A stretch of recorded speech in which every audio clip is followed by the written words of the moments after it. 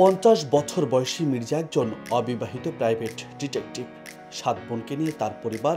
বোনদের লক্ষ্য একটাই, ভাইয়ের জন্য যোগ্য পাত্রী খুঁজে বের করা।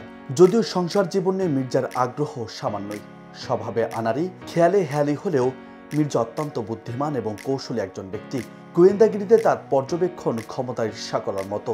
তার একটি কেস নিয়ে আগামী 23 মে ওটিটি প্ল্যাটফর্ম বঙ্গতে আসছে ওয়েব ফিল্ম মির্জা। ফিল্মটির নাম ভূমিকায় রয়েছেন মোশাররফ করিম। হাস্যরস ও রহস্যের মিশেলে তৈরি এই ওয়েব ফিল্মটি ধরাবাঁধা গোয়েন্দার গল্পের ধারা ভেঙে দর্শকদের সামনে ভিন্ন কিছু নিয়ে আসছে। গল্পের শুরুতে আমরা দেখি লুনা নামের এক সুন্দরী তরুণী তার নিখোঁজ যমজ বোনের হদিস পেতে মির্জার কাছে সাহায্য চাইতে আসে। আপাত দৃষ্টিতে সাদামাটা একটি কেস ধীরে ধীরে পরিণত হয় বিপজ্জনক গোলকধাঁধায়, যেখানে রয়েছে এক ভয়ঙ্কর মাফিয়া, সন্দেহপ্রবণ পুলিশ কর্মকর্তা আর ভয়াবহ কিছু গোপন তথ্য। পরিচালক সুমন আনোয়ার তার রাতারগুল, কানাগুল এবং সদরঘাটের টাইগারের মতো কাজের জন্য সুপরিচিত। মির্জাতেও তিনি নিজের মুনশিয়ানা ধরে রেখেছেন।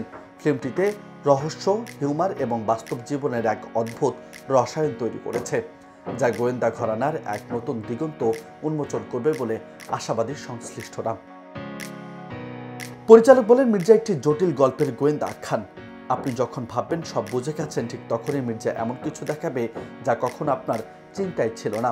মির্জার বিভিন্ন গুরুত্বপূর্ণ চরিত্র অভিনয় করেছে পারসা ইভানা, জুনায়েদ বগদাদি, খালিদ হাসান রুমি, রাসেল, মামুন অরণ্য, সৌমি সামিরা, দোয়েল বর্ণা, ঐশী এবং শিবলুর মতো অভিনেত্রী।